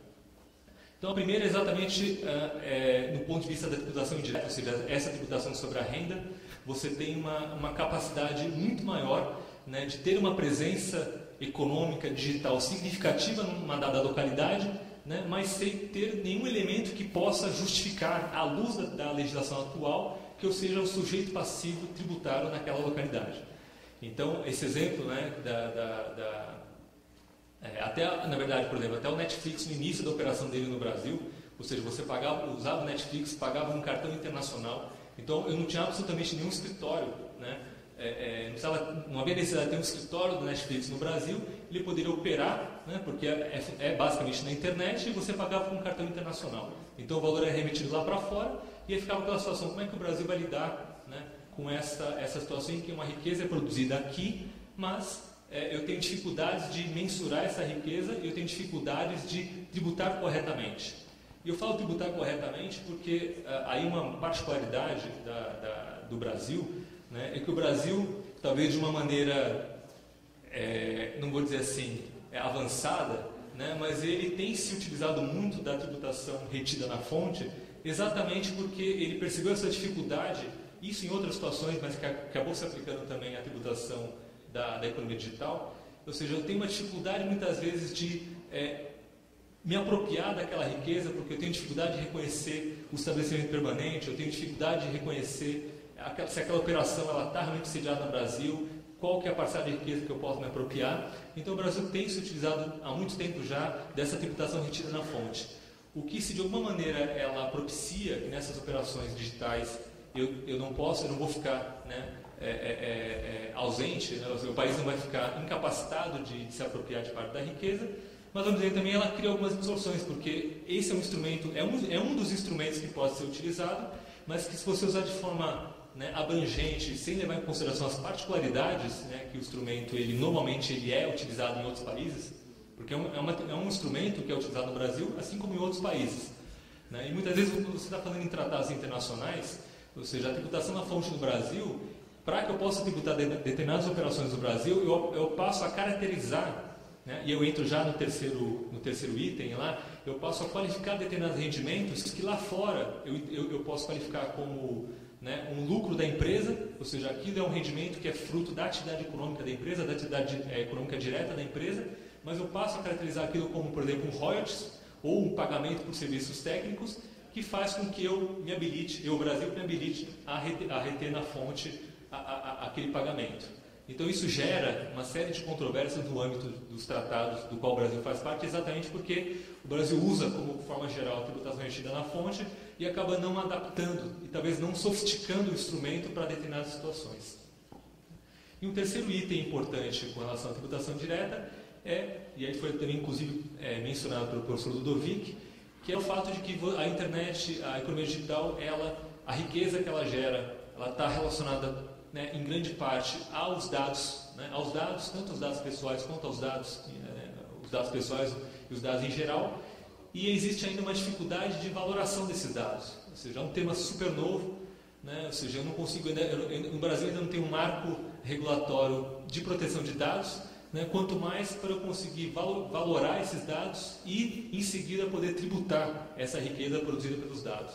Então esse é um outro ponto que também é apontado como, né, essa chamada Based Cyberization, que seria uma erosão digital da base tributável. E uma dificuldade que é apontada com relação à tributação indireta, ou seja, então aquela tributação que é direcionada ao consumo, né, você tem o quê? Uma dificuldade em termos de efetividade da cobrança dos tributos indiretos em operações transfronteiriças. Porque, ou seja, é característico da economia digital essas operações, né, transfronteiriças entre países. O AliExpress é um exemplo muito claro disso. E eu tenho uma dificuldade, inclusive, do ponto de vista operacional. Eu posso não ter uma dificuldade do ponto de vista teórico, legislativo, né, porque eu consigo, talvez, ali caracterizar, né, onde há a produção de riqueza, ou seja, o produto é produzido na China e ele é vendido no Brasil. Então, eu não tenho muita dificuldade de identificar isso, mas eu tenho uma dificuldade de como é que eu vou cobrar isso se eu tenho uma venda maciça, né, de milhões de produtos de baixo valor, né, de 2, 3 dólares, para milhões de consumidores brasileiros. Como é que eu vou conseguir, ou seja, como é que eu vou conseguir operacionalizar, do ponto de vista da legislação tributária, o recolhimento dos tributos sobre o consumo? Né? Então, eu termino essa parte, né, exatamente agora, então, abrindo espaço, né, para o professor Valcir, então, tratar exatamente dessa discussão sobre os princípios jurisdicionais, né, que estão relacionados à tributação direta e indireta.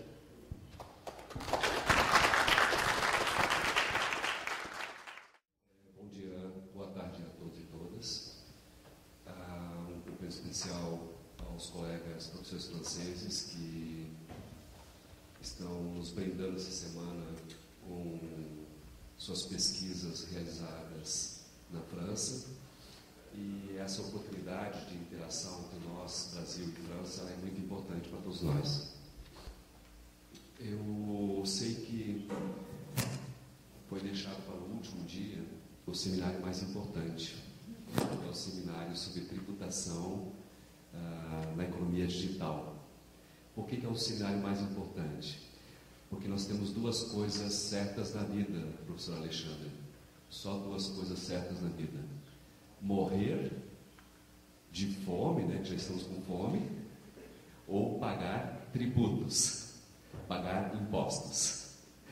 Então, como nós vamos tratar da questão da morte, vamos tratar da questão tributária, de pagar impostos. Devido ao adiantado da hora, eu vou fazer uma intervenção bastante breve, porque nós teremos oportunidade no próximo ano de continuarmos essa discussão. Espero nas próximas décadas, né, continuar essa discussão.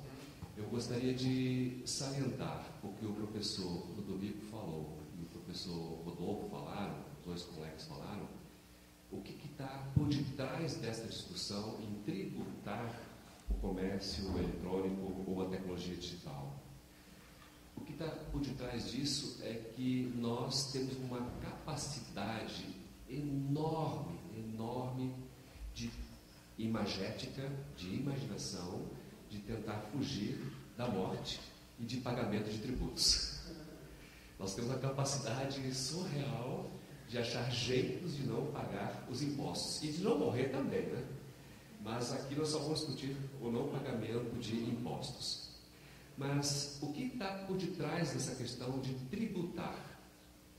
Com o Estado moderno e com o Estado contemporâneo, todos os direitos, liberdade, igualdade, fraternidade, direito de propriedade, direito de vir, direito de estarmos aqui falando livremente, todos esses direitos, eles são decorrentes de um fenômeno de pós-pagamento de tributos.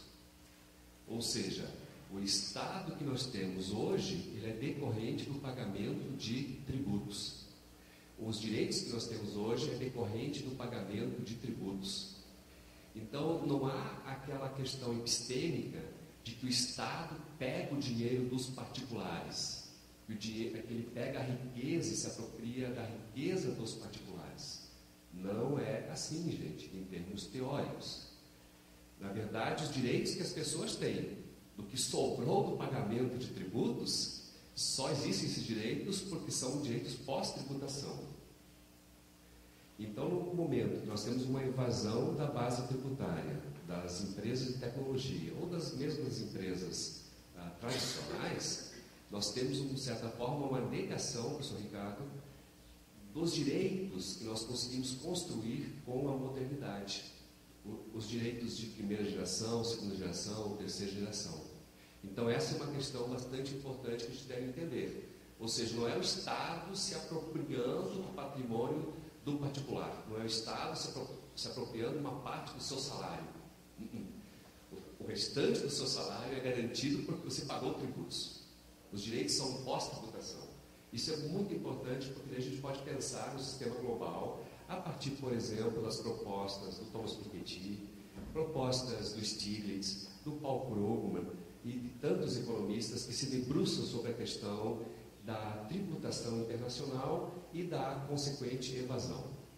Então, nesse sentido, só tenho mais 5 minutos, agradeço a paciência de vocês.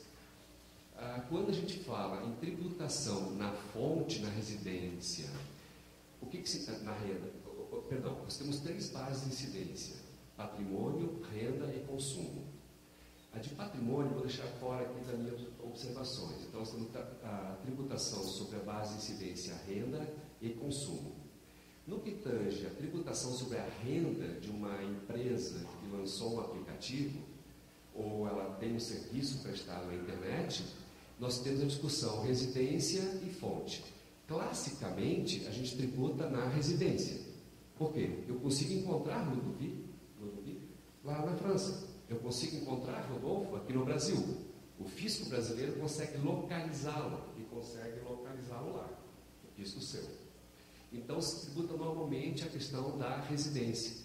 Só que o problema é que a fonte pagadora desses rendimentos do colégio e do colégio em 2 países diferentes, elas pode estar em qualquer parte do mundo.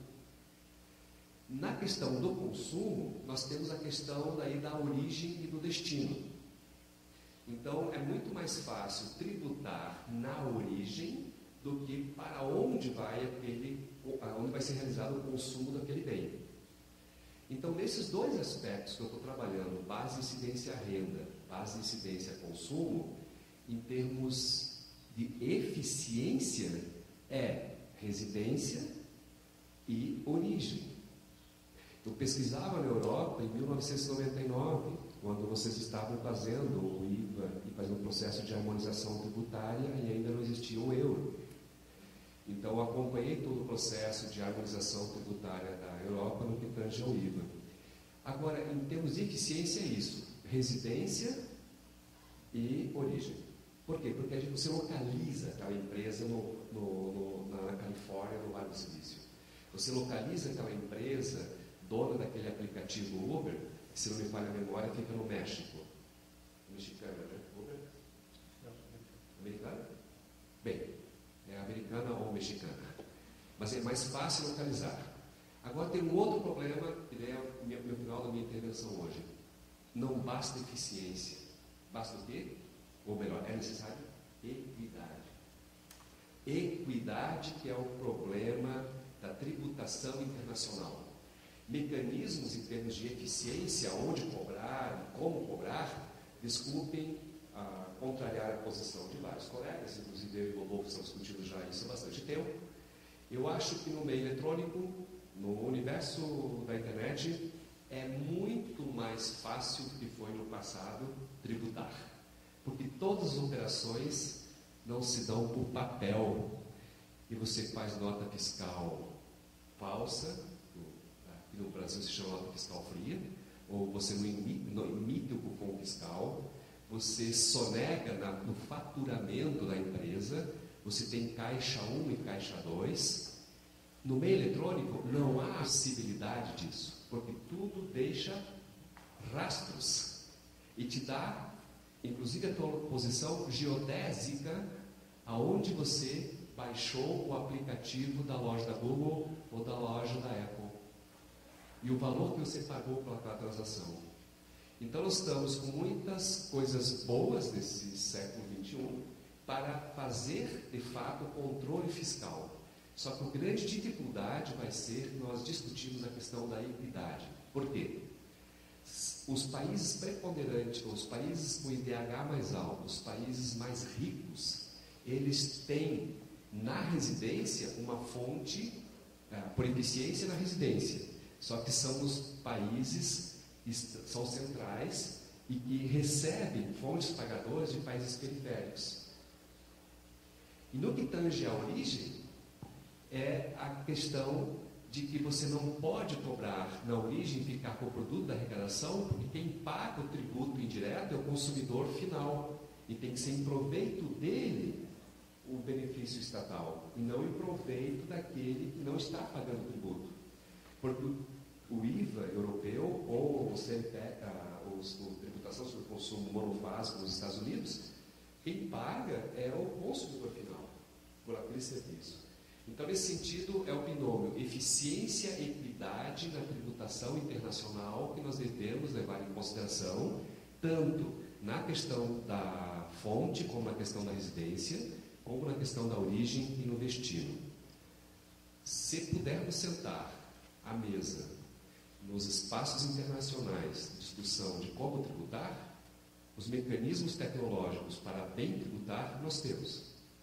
A única questão é chegarmos a um consenso mínimo acerca de a quem pertence o produto da arrecadação no comércio eletrônico ou nos negócios do século XXI.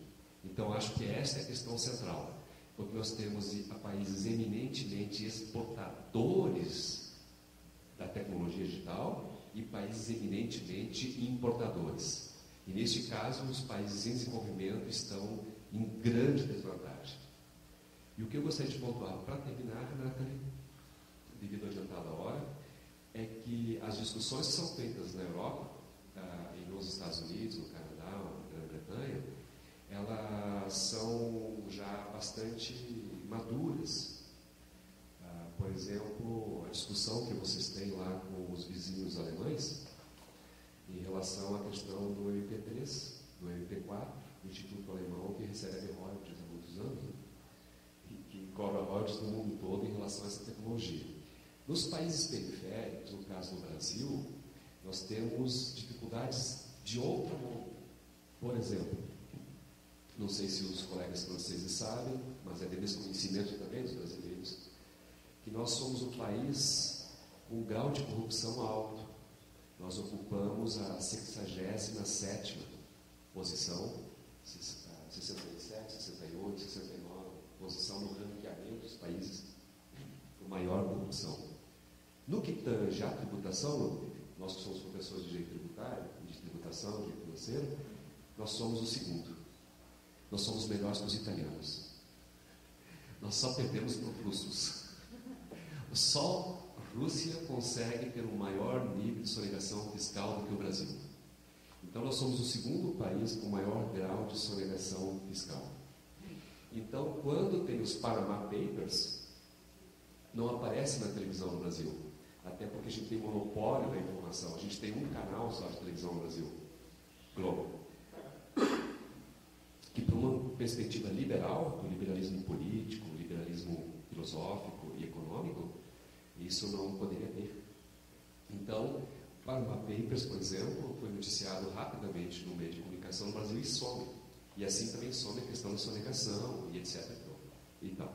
Então, essa discussão é uma discussão muito mais da academia, que nós fazemos aqui, mas não é uma discussão que vocês vão encontrar na rua. Na França ou nos Estados Unidos, a discussão sobre o comportamento da Apple, você tem até a questão, discute-se na rua. Aqui no Brasil, pouco se discute isso, se discute mais na academia. Então, nesse sentido, meus caros, acredito que tenha a possibilidade de fazer uma pequena contribuição ao debate. E devido à adiantada hora, Eu me comprometo a falar mais no próximo evento. Muito obrigado a todos. No caminho.